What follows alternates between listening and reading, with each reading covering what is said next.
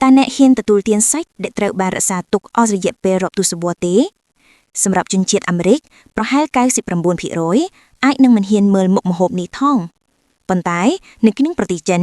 វាត្រូវបានគេចាត់ទុកថាជាកំណាប់ទ្រព្យដែលមានតម្លៃស្មើនឹងមាស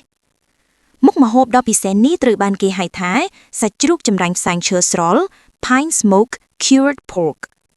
ដំណើរការនៃការធ្វើសាច់ជ្រូកចម្រាញ់ផ្សែងនេះគឺមានលក្ខណៈលម្អិតនិងស្មុគស្មាញបំផុត 1. ការជ្រើសរើសសាច់គេប្រើប្រាស់សាច់ជ្រូកដែលមានគុណភាពខ្ពស់បំផុតដោយជ្រើសរើសយកតែសាច់ណាដែលមានតុល្យភាពត្រឹមត្រូវរវាងខ្លាញ់និងសាច់ពួកគេកាត់សាច់ជ្រូកនោះជាបន្ទះវែងៗ 2. ការប្រឡាក់គ្រឿង curing គេប្រឡាក់សាច់នោះជាមួយនឹងអំបិលក្រួសម្សៅម្ទេសស៊ីឈូននិងស្រាខ្លាំងម្ដងហើយម្ដងទៀតដើម្បីឲ្យរសជាតិជ្រាបចូលទៅក្នុងសាច់បានយ៉ាងល្អ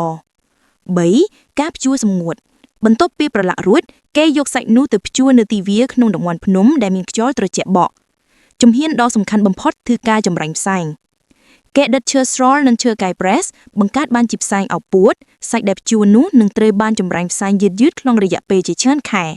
ដំណើរការនេះមិនត្រឹមតែជួយថែរក្សាសាច់ឲ្យបានយូរអង្វែងរាប់ឆ្នាំប៉ុណ្ណោះទេថែមទាំងបន្ថែមនូវក្លិនឈ្ងុយផ្សែងដ៏ខ្លាំងក្លាទៅដល់សាច់ផងដែរ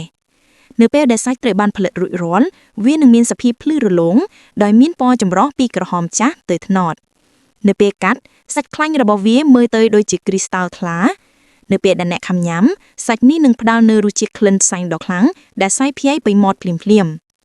សាច់ជ្រូកចម្រាញ់ផ្សែងនេះត្រូវបានគេយកទៅចម្អិនជាមួយបន្លែនិងម្ទេសដែលជាមុខម្ហូបដ៏ពេញនិយមបំផុតនៅជនបទចិន